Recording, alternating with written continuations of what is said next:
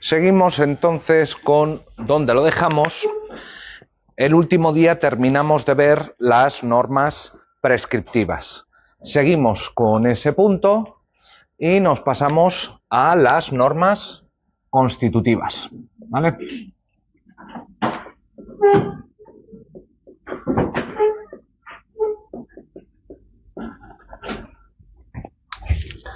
¿Qué son las normas constitutivas? A ver, sobre esto hay una grandísima literatura, pero a nosotros, como primera idea, nos vale decir con que son aquellas normas que tienen un supuesto de hecho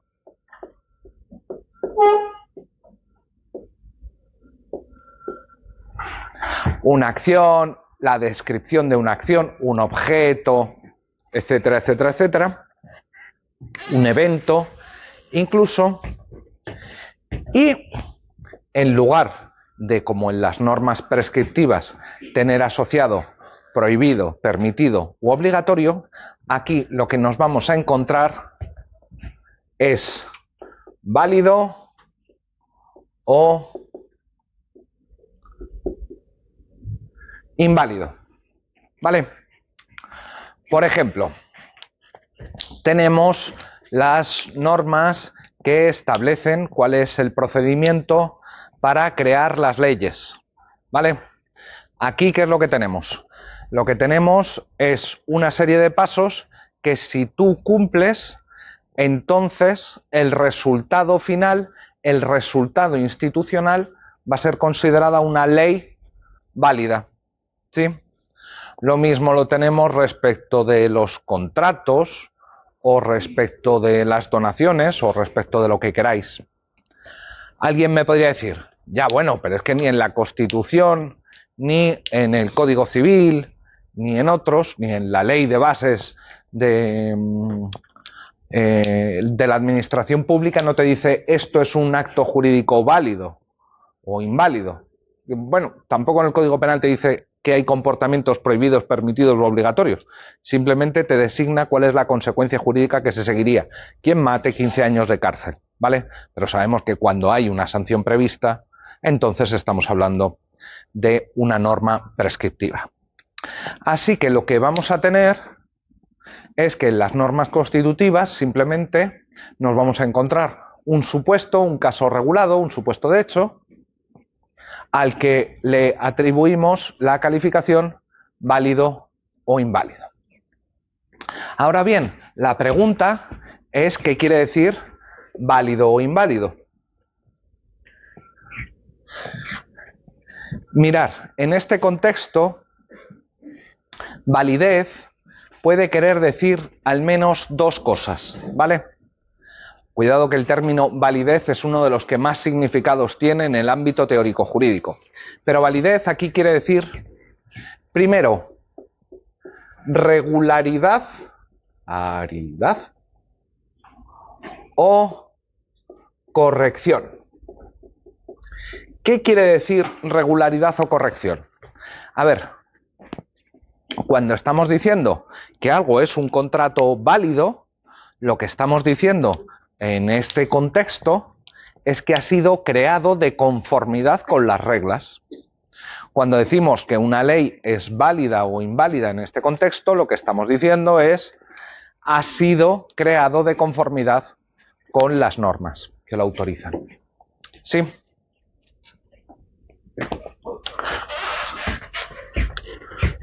Ahora bien, hay un segundo concepto o un segundo sentido de validez que es relevante en este contexto. Y es que cuando decimos, por ejemplo, que una norma es válida o un acto es válido, lo que estamos diciendo es algo más. No estamos diciendo únicamente que es correcto o que ha sido creado de conformidad con las normas preestablecidas, sino que para el caso de las normas, lo que estamos diciendo es que pertenece al ordenamiento jurídico.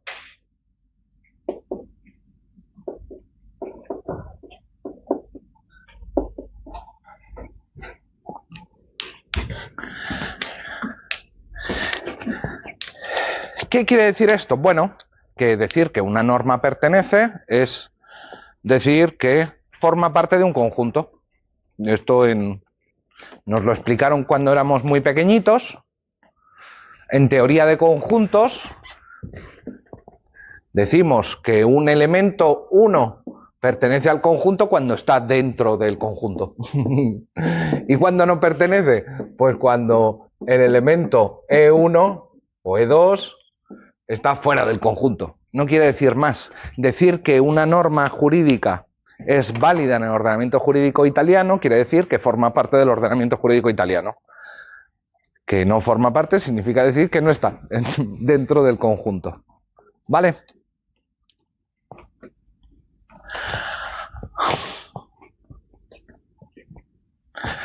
Lo que pasa es que, venga, sí, os cuento el tercer significado.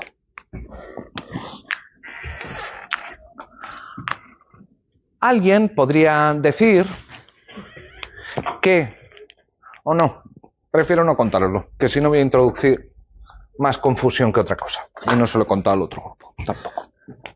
Bueno. ¿Se os ocurre algún ejemplo de alguna norma de este tipo en el ordenamiento jurídico español o en el italiano o en el que queráis? ¿Conocéis alguna norma constitutiva?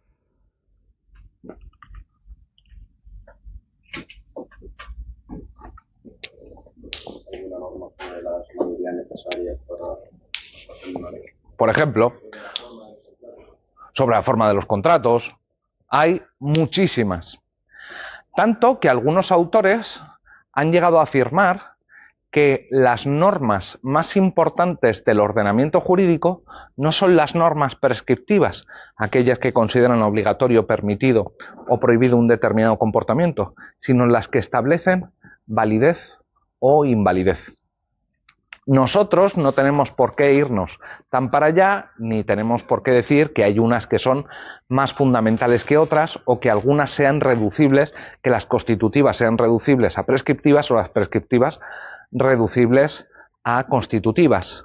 Nos basta decir con que hay algunas de las más importantes normas del ordenamiento jurídico que sí son constitutivas. Por ejemplo, aquella sobre el procedimiento de creación de las leyes. Pero no solo. Mirad, podemos encontrar al menos los siguientes tipos de normas constitutivas. O tipos, ejemplos. ¿Sabéis lo que es una norma definitoria? Hay autores que niegan que existan las normas definitorias. Pero bueno, una norma definitoria es, por ejemplo, no sé si sabéis que en la ley española de trasplante de órganos existe un anexo en el que se establecen algunas definiciones, normas definitorias, que te dicen qué cuenta como muerte o cuándo estamos frente a la muerte. ¿Por qué? ¿O para qué está esta norma?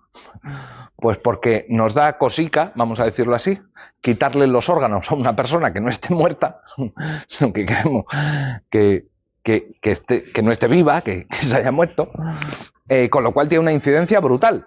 Dependiendo de cómo definamos muerte, vamos a tener que a una persona se le puede abrir en canal y sacarle el hígado y demás vísceras, o no. Así que tiene una muy importante capacidad directiva.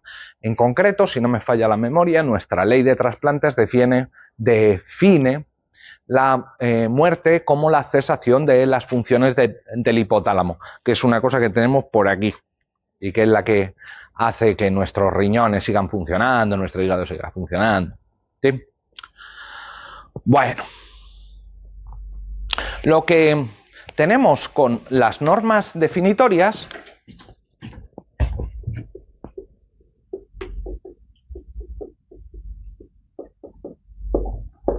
es que tenemos un término, muerte, ¿sí? En el que, tenemos un término que es definido, que te dice cómo tiene que ser entendido. Muerte es lo que sea. ¿Vale? Esto, sin embargo, nos sirve para revelar una estructura más profunda, o la estructura de las normas constitutivas. Y es que para algunos autores la han calificado o la han reconstruido de la siguiente manera. En las normas constitutivas lo que tendríamos es un objeto, un hecho, un evento, una acción, lo que queráis, X, que es considerado como cuenta como Y. ¿Sí? A ver, que os pongo un ejemplo gráfico.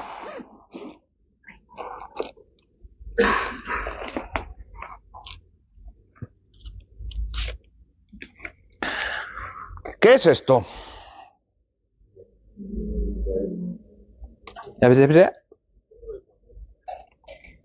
Han dicho un billete y han dicho un trozo de papel. ¿Alguna de las dos descripciones es incorrecta? En realidad, podemos describir este mismo objeto de las dos maneras. Tenemos claro que lo que nosotros podemos ver, tocar,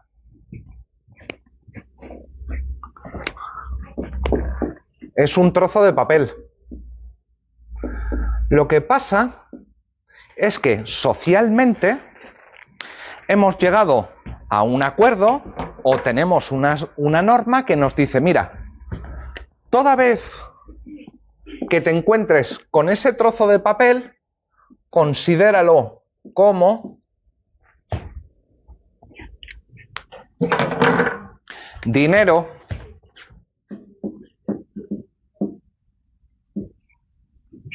y esto, aparte de mostrarnos la estructura de las normas constitutivas, también hace otra cosa muy importante y es mostrarnos su importancia.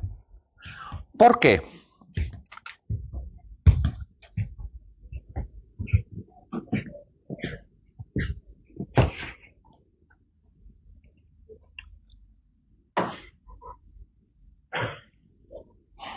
Antes de que tuviésemos una norma sobre qué cuenta como dinero, ¿teníamos dinero? ¿Sí? ¿El que contaba como dinero antes de los billetes o de las monedas?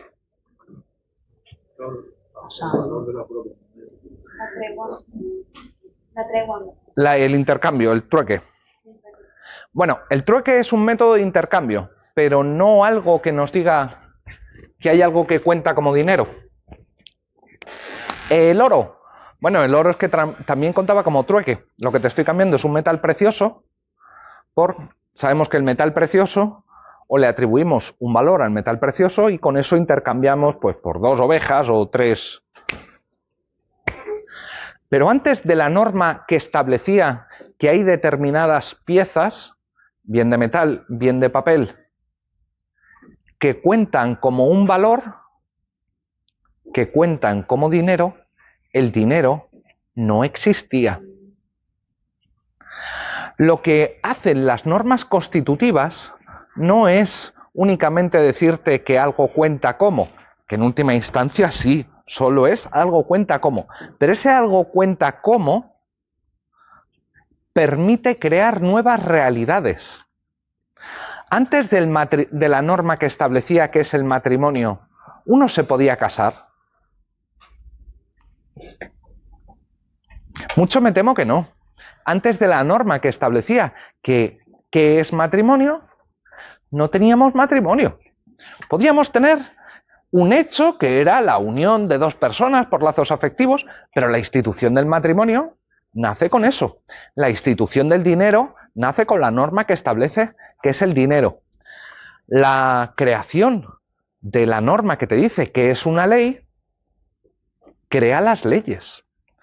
Así que las normas constitutivas son bien importantes porque directamente nos permiten crear realidades nuevas. ¿Sí? Pensad en un segundo en los Bitcoin. El Bitcoin es un acuerdo no jurídico o mejor dicho, no respaldado por ningún Estado, que establece que determinados apuntes electromagnéticos tienen asignado valor. Es la hostia. Claro, por eso ha sido posible crear el Bitcoin, o el Bitcoin o cualquier otra moneda electrónica, porque lo que estamos haciendo es entre todos atribuirle un determinado valor a poner un código en un ordenador. ¿Sí? En el caso de los billetes o de los bitcoins, no es que haya un respaldo físico, como una moneda de oro que podría decir, no, es que la moneda en sí, el material, vale. No, ahí es un puto apunte de código, ¿sí? Y a eso le atribuimos valor. Esto es importante para que tengamos claro cómo enfrentar algunos debates que se producen en la esfera pública cuando nos preguntamos qué es la muerte y sobre todo qué es la vida. ¿Vale? A ver, cuando el legislador nos dice qué es muerte o qué entiende por muerte, no está pretendiendo hacer ningún tratado de biología. Ningún tratado de biología. No es que nos diga, no, la muerte se produce exactamente en este momento y no en el anterior. Lo mismo que con el término vida. El legislador no pretende, no es un artículo en una revista científica de biología molecular. Las normas constitutivas, en cuanto normas, porque son normas, no nos olvidemos, normas. Estas normas, en cuanto normas, no tienen valores de verdad. Yo no puedo decir, es mentira que la muerte suceda con la cesación de funciones del hipotálamo y cosas parecidas. Porque no tiene sentido discutir sobre eso. Decir si esto es verdadero o falso. Podemos decir, no, mira, el legislador debería, esto es otra cosa, el legislador debería haber considerado vida el momento de la procreación, o como decía la Iglesia Católica hasta hace no tanto, hasta que haya rostro humano, siguiendo el derecho romano, es decir, 24 horas de separación del seno materno. ¿Sí? Para la Iglesia Católica vida era separación el nasciturus no era vida. Para la Iglesia Católica hasta hace un siglo y algo. ¿Sí? Así que, cuidado que cuando nos encontramos con normas constitutivas que te establecen qué es vida, qué es muerte y cosas por el estilo, no están pretendiendo informarte de nada. Te están diciendo, toda vez que te encuentres un trozo de papel, toda vez que te encuentres con cesación de funciones del hipotálamo, toda vez que te encuentres con procreación, toda vez que te encuentres con lo que quiera, cuenta como muerte, vida o lo que queráis. ¿Sí? Ahí se puede criticar al legislador diciéndole, no, mira, deberías haber considerado muerte otra cosa o vida otra cosa, pero no te has equivocado. ¿Vale? ¿O eso es erróneo? Aparte de las normas definitorias, encontramos otras muchas dentro del ámbito de las normas constitutivas. Por ejemplo, las normas interpretativas.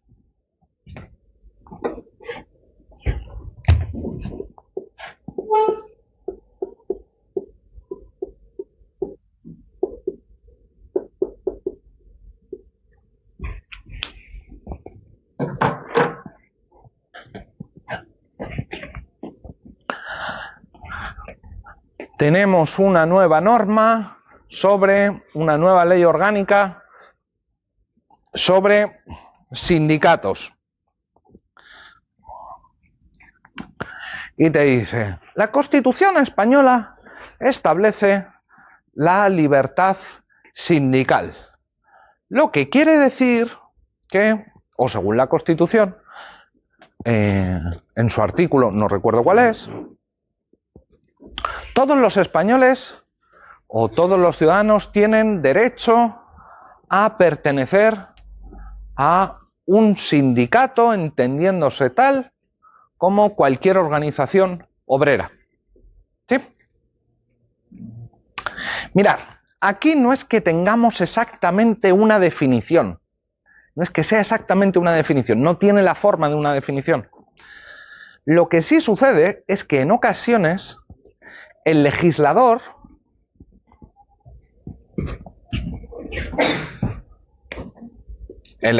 o cualquier otro órgano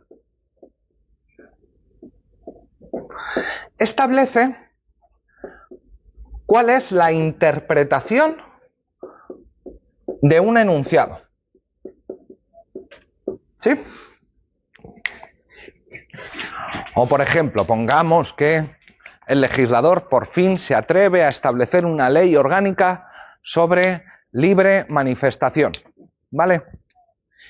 Y llega y lo que te dice el legislador es: todos los españoles, según la Constitución española, tienen derecho a reunirse sin ningún tipo de autorización ni comunicación previa. Aquí, ¿qué es lo que está haciendo el legislador? El legislador lo que estaría haciendo en este caso es tomar un artículo de la Constitución, una disposición de la Constitución, y establecer cuál es su significado. ¿Sí? Por cierto, en España hace falta pedir autorización para hacer una manifestación. ¿Habéis leído el texto constitucional? ¿Cómo? ¿Pero lo pone en la Constitución que hay que comunicarlo? Buscad un segundo la Constitución.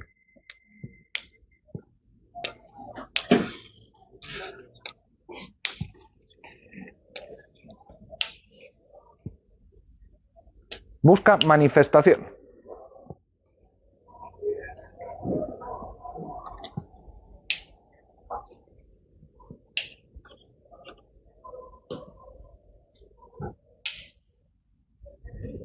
No, hombre, pero con el buscador de la página. ¿Alguien busca el artículo? Dale. Dale. Bueno, pero él no habla, o sea, tiene dos apartados. Uno habla de la reunión y el dos de la manifestación. Lee directamente el de manifestación. En los casos de reuniones en lugares de tránsito público y manifestaciones se dará comunicación previa a la autoridad. Se puede prohibirla cuando existan razones fundadas de alteración del orden público con peligro para las personas o bienes. Comunicación. En la práctica, esto lo que significa, si es una comunicación, pues una comunicación es un correo electrónico o como queráis llamarlo, pero decirle que te vas a manifestar. En la práctica es una autorización, ¿vale? De hecho, muchas veces, incluso hasta las autoridades públicas se expresan en términos de esto no es una manifestación autorizada. ¿Sí? No tenemos ley orgánica sobre esto porque es una forma de quemarse los dedos políticamente. Nadie quiere meter las manos ahí porque sabes que vas a salir escaldado. Pero es muy posible que si se crease una norma de este tipo estableciese lo que quiere decir comunicación es autorización. Pero yo creo que la Constitución en sí juega un poco con trampa, porque se expresa con lo de comunicación previa, pero posteriormente abre la veda a que se pueda prohibir cuando sean ciertos casos. Entonces, parece que la Constitución prácticamente se admite que un acto que tiene que tener un permiso. ¿Y entonces por qué no puso autorización? Sí. Mirar, en muchas ocasiones, las constituciones son siempre fruto de un acuerdo político lo más amplio posible, normalmente. ¿Sí? Si tienes una constitución que lo que pretende es recabar el mayor consenso posible, lo que haces es pactar un texto, porque esto es lo que se hace, pactar un texto que todo el mundo pueda suscribir. Cuál sea el significado del texto después es una cosa diferente, ¿vale? De este modo, claro, en la Constitución española se dejó simplemente comunicación, no autorización, porque había muchos partidos políticos que no iban a estar dispuestos a aceptar que en la Constitución apareciese que se necesitaba un permiso para poder manifestarse, ¿vale? Así que, en muchas ocasiones, en ley orgánica y en muchos otros casos, tenemos normas que lo que hacen es interpretar otro texto jurídico. De este modo, lo que hacen es decirte, mira, toda vez que leas manifestación, o toda vez que leas el artículo, ¿qué artículo era? El 21, tienes que interpretarlo de esta manera. O esta es la interpretación válida. Esta es la interpretación que cuenta como válida. ¿Sí? Bien.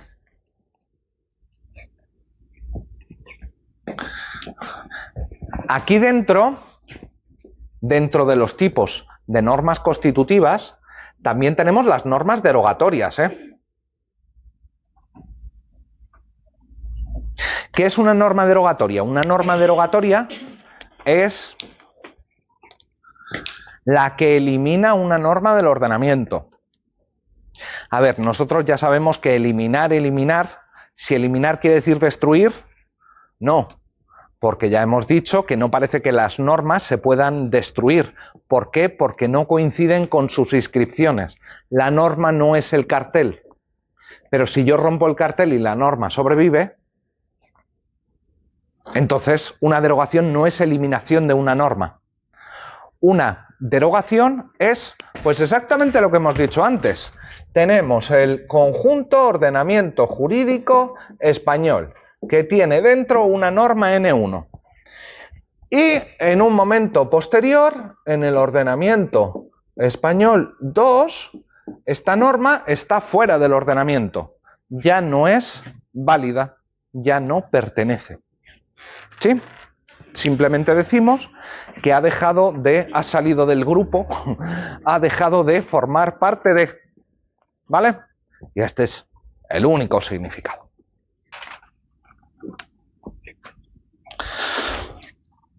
Pero mirar, lo que más me interesa respecto de las normas constitutivas es que tengamos claro un parecido y una diferencia con las normas prescriptivas. De hecho, lo que me interesa es que veamos sus relaciones, sus semejanzas y diferencias con las normas prescriptivas respecto de un tema muy concreto, que es el tema del incumplimiento.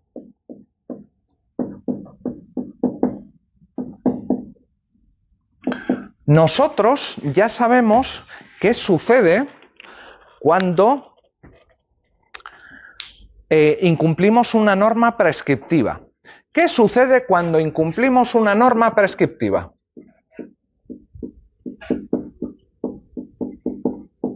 Bla, bla, bla. Que hay un castigo. ¿Para toda norma penal hay un castigo? Perdón, ¿para toda norma prescriptiva su violación implica siempre un castigo?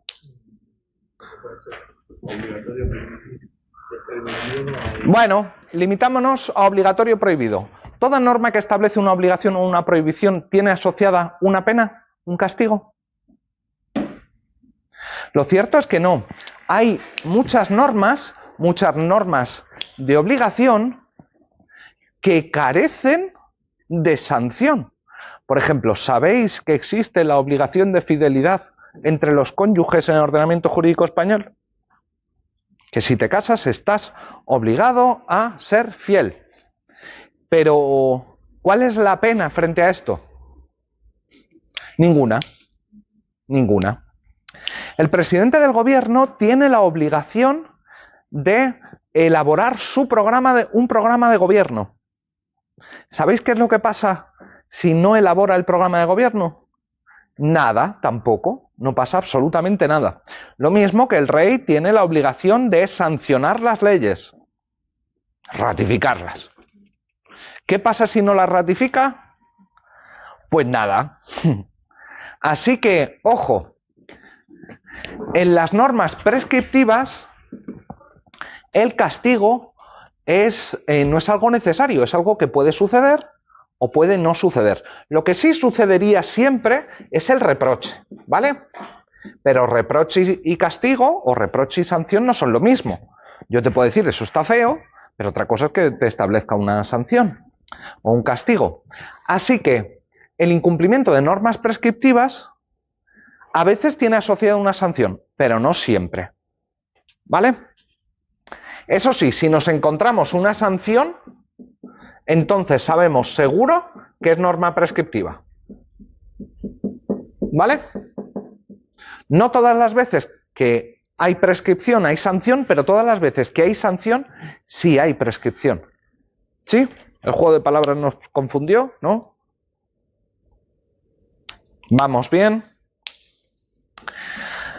Pues mirar, un filósofo del derecho inglés de mediados del siglo pasado dijo, ojo, que esto que pasa con las prescriptivas no pasa con las constitutivas. ¿Por qué? Porque dijo el bueno de Hart, toda vez que hay incumplimiento de una norma constitutiva, se sigue una consecuencia, que es la invalidez. Bueno, probemos esta idea. A ver, nosotros tenemos la norma que te establece que es un contrato según el ordenamiento jurídico español, que es un acuerdo libre de voluntades con objeto lícito y causa lícita, objeto legal y causa lícita. ¿Sí? ¿Qué es lo que tenemos ahí? Mirad, ahí lo que tenemos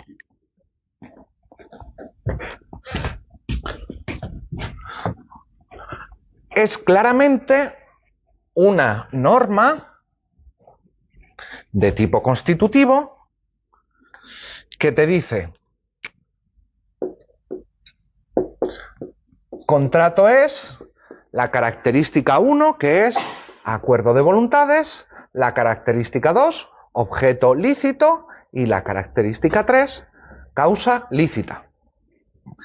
Esto puede ser considerado como 3 características, 3 propiedades, 3 requisitos para que algo sea un contrato.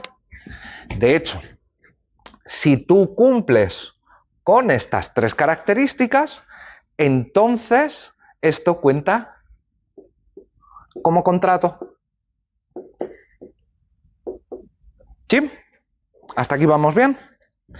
El incumplimiento, el hecho de que te saltes uno de los requisitos de que es un contrato o uno de los requisitos para la creación de una ley o uno de los requisitos para que un acto administrativo sea un acto administrativo, entonces lo que se sigue es la invalidez, la nulidad, en el fondo la inexistencia. ¿Sí? Por eso te dice Hart, mira, es que en las normas constitutivas, si te saltas uno de los trámites, si te saltas uno de los requisitos, siempre y necesariamente la consecuencia es invalidez, inexistencia, como queramos llamarlo. ¿Vale? Pero ahora lo que tenemos que hacer es preguntarnos, ¿seguro que esto es así? Mirad, lo que establece el legislador a la hora de decir que es un contrato, o la norma que establece que son los contratos, es decir que hay una serie de características, requisitos, propiedades, acuerdo libre de voluntades, objeto lícito, causa lícita, que son condiciones para que algo cuente como contrato. ¿Pero qué tipo de condiciones? Mirad, si del hecho de que falte una de estas tres características, acuerdo de voluntades, objeto lícito y causa lícita, si el hecho de que falte una, porque yo qué sé, hemos hecho un acuerdo para la compraventa de cocaína, dice, objeto ilícito, o he firmado el contrato, no sé, con una persona que está en coma, no hay contrato. Si el hecho de que falle una de estas tres características hace que no tengamos contrato, que podamos decir contrato inválido, o lo que es lo mismo, no contrato, contrato inexistente, si esto es así, es porque estas condiciones, la suma de estas tres condiciones, son condiciones necesarias y suficientes.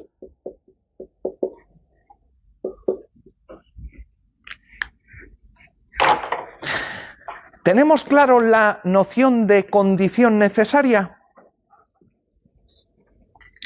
Una condición necesaria es una condición sine qua non, una condición sin la cual algo no es posible.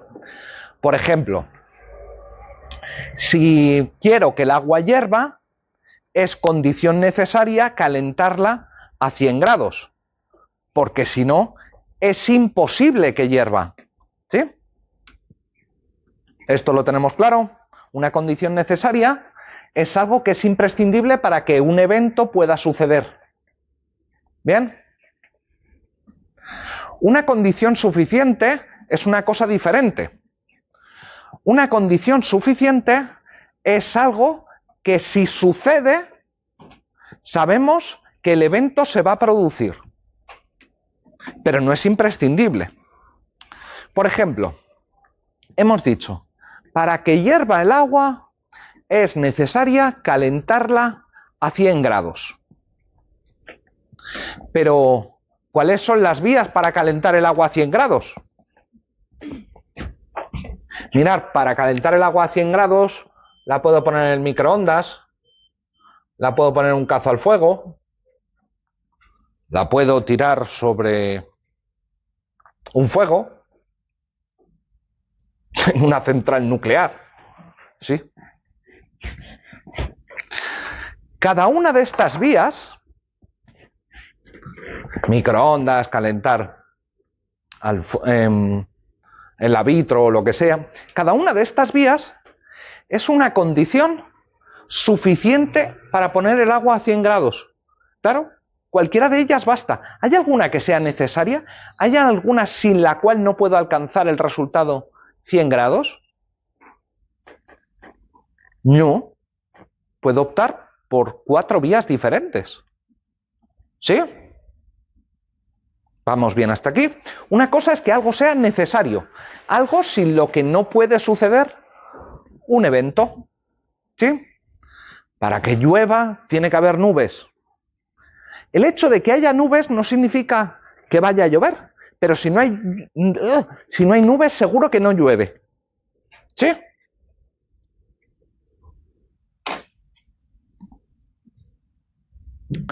Otra cosa es una condición suficiente, algo que me basta para producir un evento, pero que existen otras posibilidades para hacer que ese evento suceda. ¿Sí? ¿Bien? ¿Nos hemos perdido? Si nos hemos perdido, dilo sin problemas. A ver. Yo vivo en Puente Tocinos, ¿vale? Tengo diferentes formas o hay diferentes condiciones para que yo llegue hasta aquí. Una es tomando el autobús, otra es viniendo andando, cogerme un Uber, Todas ellas me sirven, son suficientes para que mis posaderas lleguen a este edificio o al de al lado. ¿Hay alguna que sea necesaria? No. No. Todas ellas son vías que me sirven para alcanzar el objetivo y llegar a la facultad. Pero no hay ninguna que sea necesaria. Todas ellas son suficientes o aisladamente suficientes, pero ninguna es necesaria. ¿Bien? ¿Bien? Bien.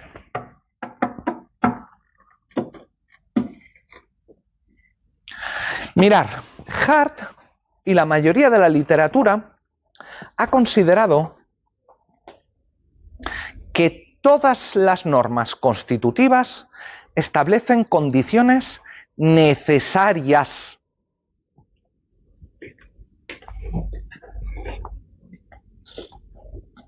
De hecho, si decimos que todo acto de incumplimiento tiene como consecuencia la invalidez, es decir, el no contrato, la no ley, el no conseguir el resultado institucional, estamos presuponiendo que las características, las propiedades, los requisitos o condiciones que establece toda norma constitutiva son condiciones necesarias. Porfi, esto es importante, si os perdéis, es importante porque nos va a permitir entender una cosa mucho más interesante que esta.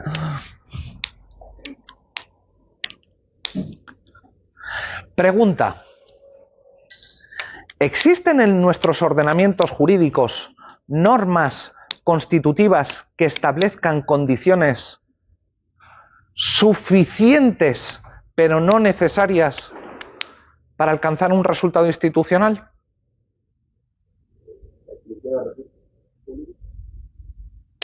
A ver, explícate. Perdón, que hubo un ruido y no te terminé de oír. Repite. Bueno, pero yo te diría que para tener determinados la protección del registro de la propiedad es condición necesaria inscribirte. ¿Habrá alguna norma que se deje optar entre varias opciones? Entre varias opciones, siempre que el resultado institucional sea el mismo. Tienes siempre el mismo resultado. Por ejemplo, vea, dale.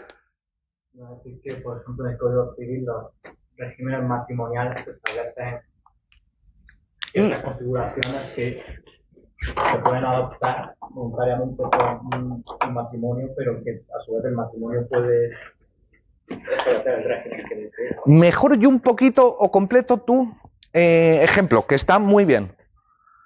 No tanto el régimen matrimonial por el que optas, que alguien te podría decir eso es un diferente resultado institucional, sino la forma de casarte, porque admitimos varias formas de casarnos. Si admitimos varias formas de casarnos, es que estamos admitiendo varias vías para casarse. Y varias vías para casarse significa varias condiciones no necesarias, sino suficientes. Si yo me caso por la Iglesia, es suficiente para alcanzar el resultado institucional, matrimonio. No me hace falta casarme por lo civil, porque está reconocido, con lo cual... Y lo mismo para testar. Claro, ¿cómo puedo testar? Un chorro maneras. Claro, tenemos el hológrafo, el notarial, el lecho de muerte. ¿Es necesario seguir los requisitos o cumplir los requisitos del testamento notarial para que algo sea testamento?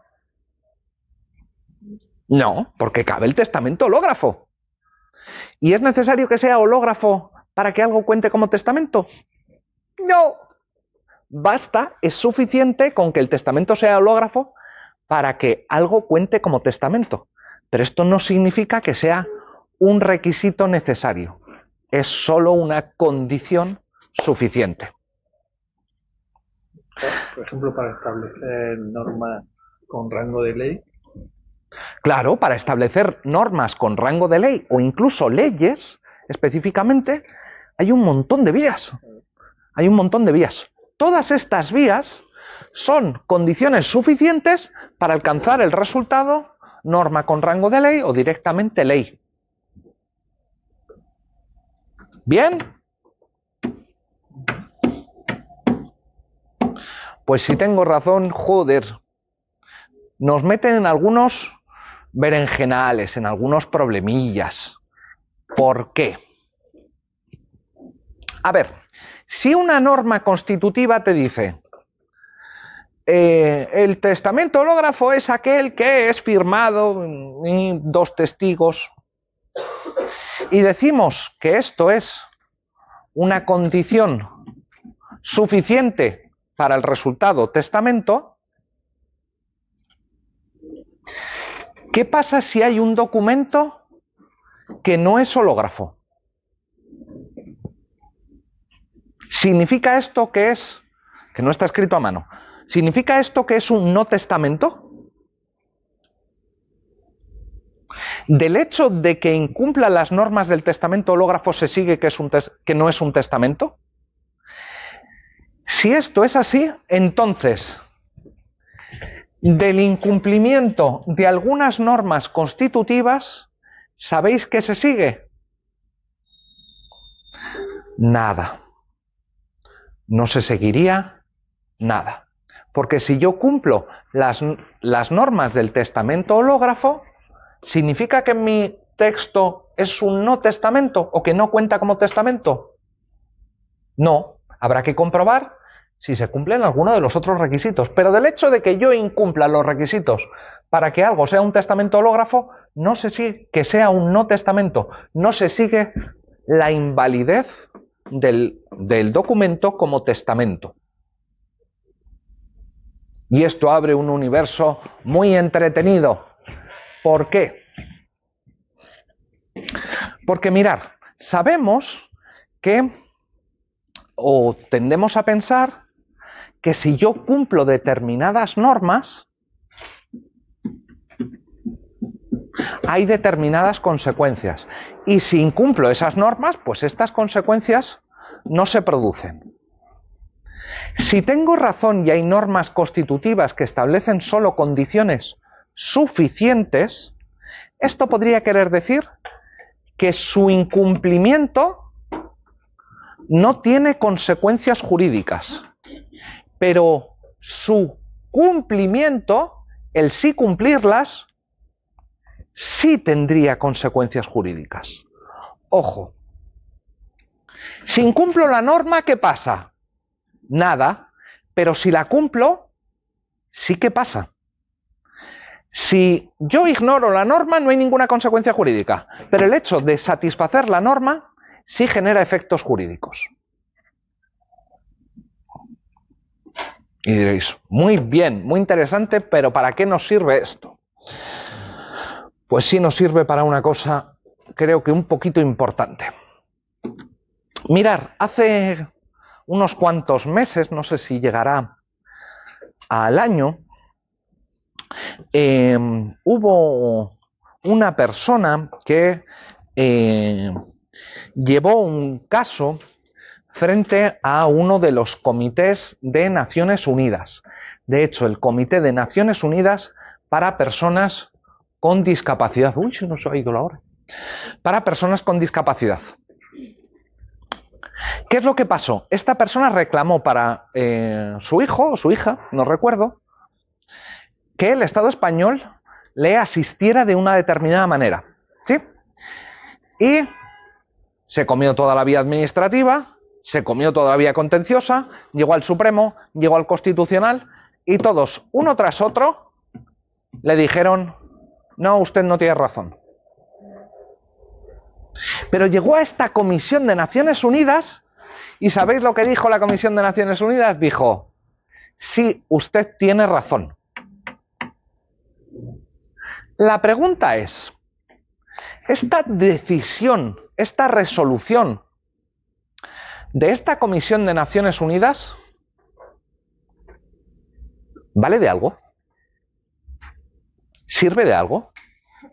No existe la obligación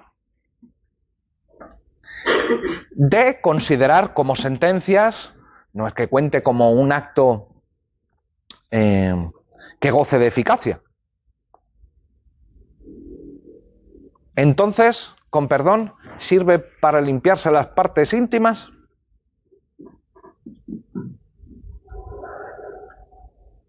Y ahora os pido un pequeño experimento mental, ¿vale?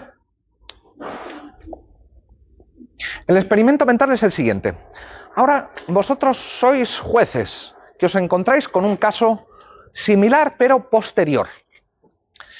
Jueces o juezas, y tenéis un caso dudoso, no estáis seguros de cuál es la decisión correcta.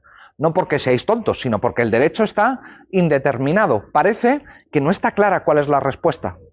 Y como sois muy prolijos y muy buenos jueces, lo que hacéis no es escribir una sentencia, sino dos borradores de sentencia. Una que da la razón a un nuevo familiar, a otra persona, para que se le dé esta asistencia. Y otro borrador en el que se le niega la asistencia. ¿Vale? Esta es la situación. Tenéis dudas, escribís dos borradores de sentencia. Pero os despertáis al día siguiente por la mañana y descubrís, oh cielos, que tenemos una resolución de un órgano de Naciones Unidas que en un caso muy similar falló en favor de que sí se debía conceder la ayuda. Y yo os pregunto, teniendo dos borradores de sentencia, siendo dudoso, siendo dudosa cuál es la solución, el hecho de que aparezca una resolución de un órgano de Naciones Unidas, no vinculante, pero el hecho de que aparezca una resolución de un órgano de Naciones Unidas hace que la decisión esté mejor justificada.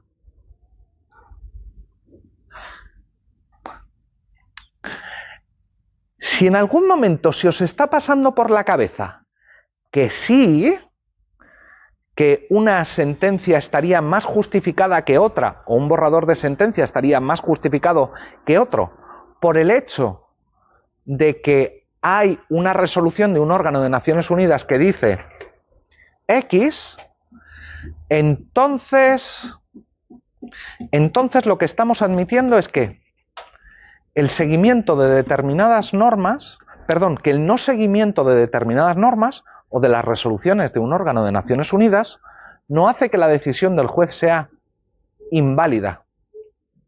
Pero puede que el seguimiento de la resolución de Naciones Unidas haga que la decisión sí sea válida. Y dices, bueno, joder, pero esto es un caso súper excepcional.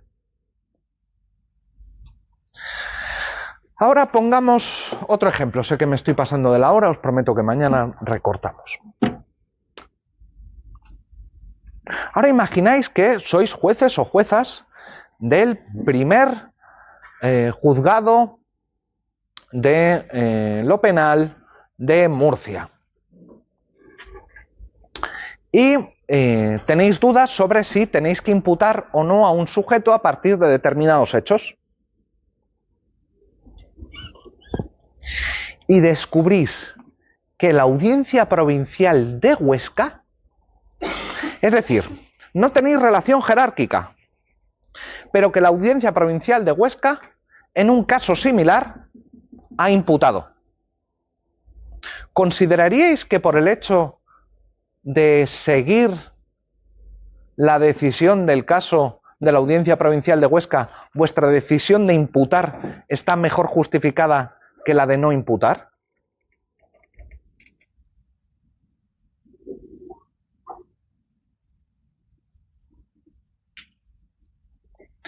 Venga, te han ascendido y ahora estás en la Audiencia Provincial. ¿De dónde quieres la Audiencia Provincial?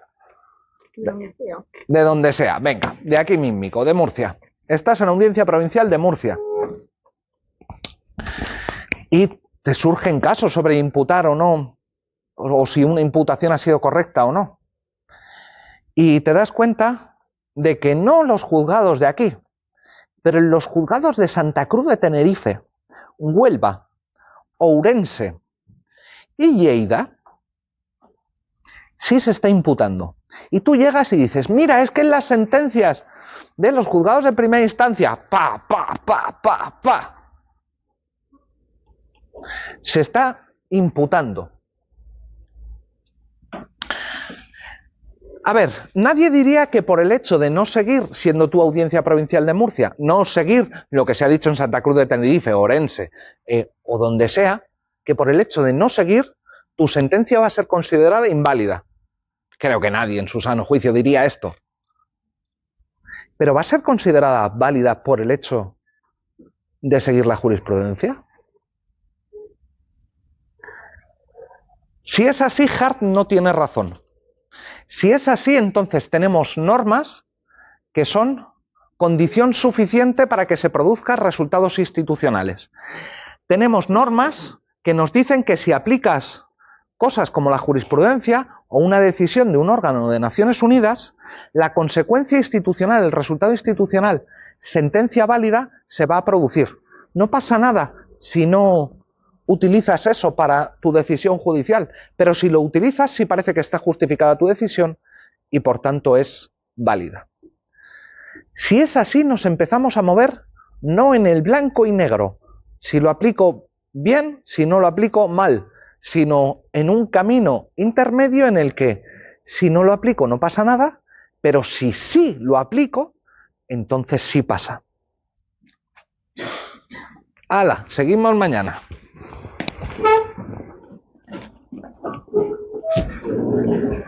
Uy, qué tarde. Perdonad, de verdad.